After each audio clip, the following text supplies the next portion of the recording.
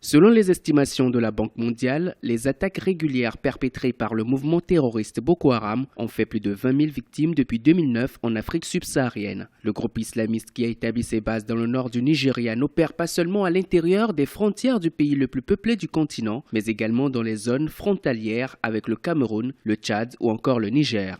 Et bien que la coopération régionale ait été renforcée pour y faire face, de nombreuses interrogations persistent, notamment en ce qui concerne la capacité de résistance et de nuisance de ce mouvement que les analystes annoncent souvent affaibli. En réalité, la guerre qui se mène aujourd'hui dans le bassin du lac Tchad et qui concerne un peu le Niger, le Tchad, le Nigeria, qui est même le foyer, et le Cameroun, c'est une guerre asymétrique.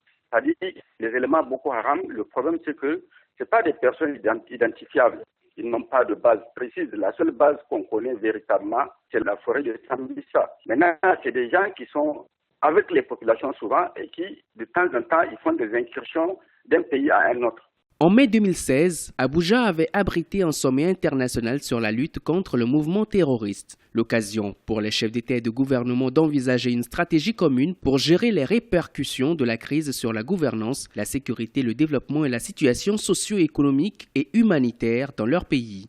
Il a été question de la mise en place d'une coordination entre les pays ayant subi les exactions de Boko Haram, notamment le Nigeria, principal concerné, et le Cameroun. À en croire certaines sources, le groupe islamiste Boko Haram pourrait compter entre 5 000 et plusieurs dizaines de milliers de combattants qui bénéficient le plus souvent de complicité locale. Les membres de Boko Haram sont parfois identifiés soit au sein même des populations ou soit dans des camps de réfugiés ou de déplacés. Une réalité complexe pour les forces armées engagées dans la lutte. Ils ont des modes de recrutement qui sont là, ils ont des modes de ravitaillement qui sont là, ils sont imbriqués dans les populations civiles, y compris au niveau des camps, comme avait dit, des réfugiés. Et c'est ça la difficulté. C'est partout où ils posent des actes, c'est qu'ils ont des complicités à l'interne. Maintenant, tout le problème, c'est comment arriver à démanteler ces foyers dormants-là, les complices internes qui sont là avec les populations. C'est ça toute la difficulté.